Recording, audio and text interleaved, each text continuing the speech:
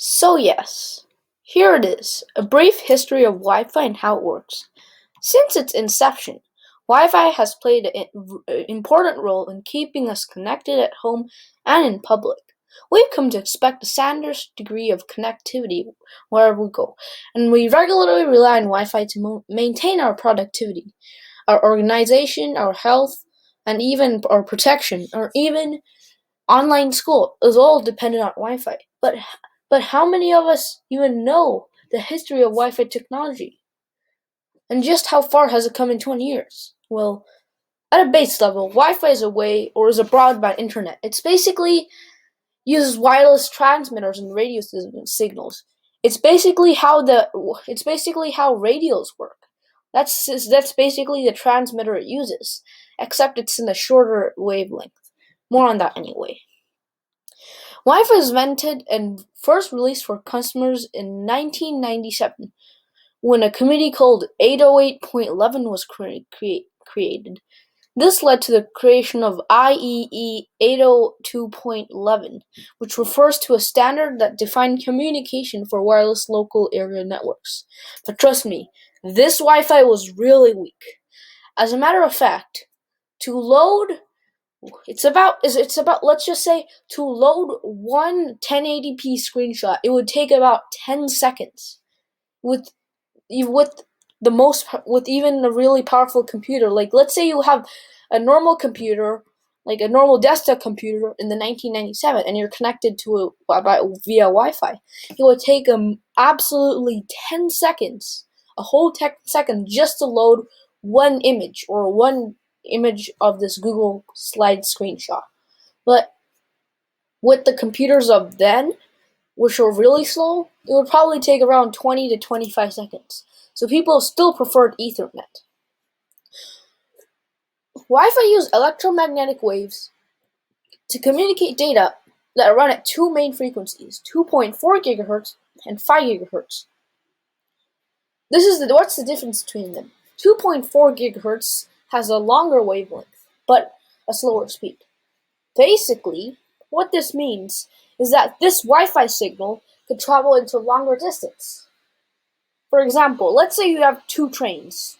One train can travel at 100 kilometers an hour, but can only go 10 miles, but another train can travel 50 kilometers an hour, but could travel 20 miles.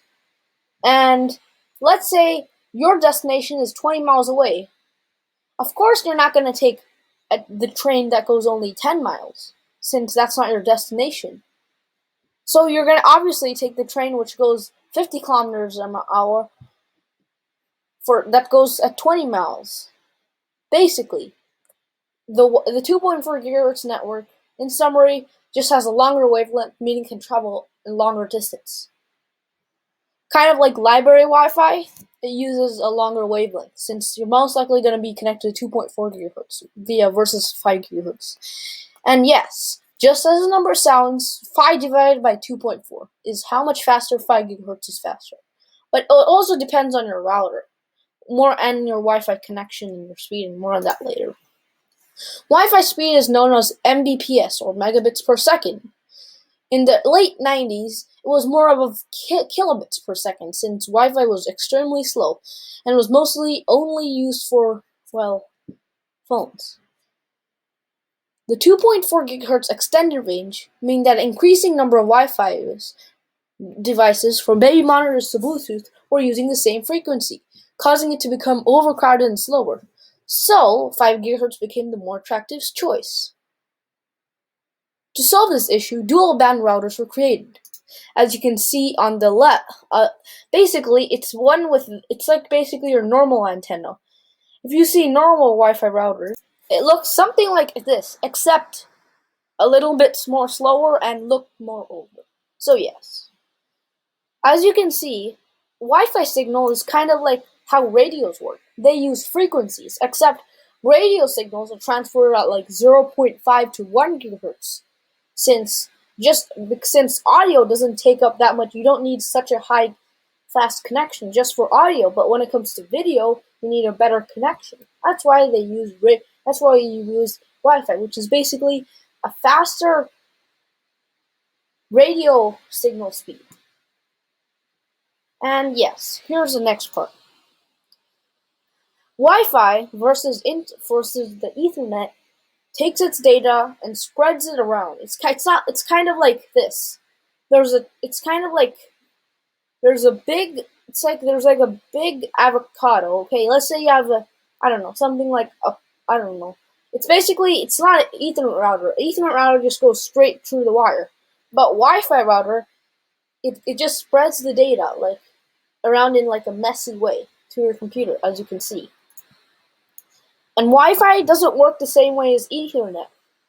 On Wi-Fi, it's either or CPU recognizes either as a 0 or a 1, and 0 is on and 1 is off. So basically, 1 has a positive current and 0 means there is no current. Ethernet, as you can see, travels through a wire and goes through your computer. But Wi-Fi, on the other hand, is really messy. It goes everywhere and then it slowly meets at a point.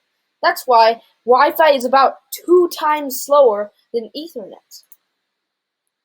And as you can see, just how radio waves work, Wi-Fi works the same way.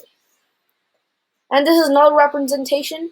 The difference between Wi-Fi and radio waves is that radio waves only have a one-way signal, but on the other hand, Wi-Fi has a two-way signal.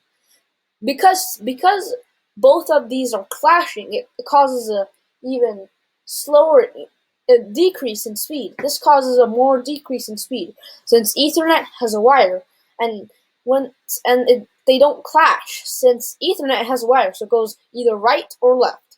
Basically, meaning there's a signal to the Ethernet router, and then it comes back. It goes like this. But on the Wi-Fi, on the other hand, just clashes together. The signal and your receiving signal both clash together. For example, let's say you're playing a game, and you're sending your keystrokes to the server or where the game is being held. And the data which is being retrieved back is coming at the same time. So for example, in games, most modern games, as you do your keystrokes, you keep receiving data or your pictures. And because they clash together, weakens and slowens your signal. And yes, like I said, 2.4 gigahertz is way slower than 5 gigahertz, but 5 gigahertz is faster, but the downside is that it doesn't travel that far. But 2.4 gigahertz is really fast, but it doesn't travel that far. And Wi-Fi uses something called TCP/IP. Basically, it breaks up all the pictures, compresses it, transfers to the Ethernet router, and decompresses it. Ethernet, on the other hand, doesn't have to do that process since there's a wire and you don't have to really decompress any data. And yes, this is basically a scale. So, of the waves. So this is a really fast wave on the right, and this is a slow wave. And yeah, this is basically infrared, visible, ultraviolet, and so on. So yes, I am done. That's how Wi-Fi works. And Bluetooth is basically how Wi-Fi works, except Bluetooth is 2 gigahertz. So I mean, it's gonna be about a bit slower than 2.4 gigahertz. I'm done.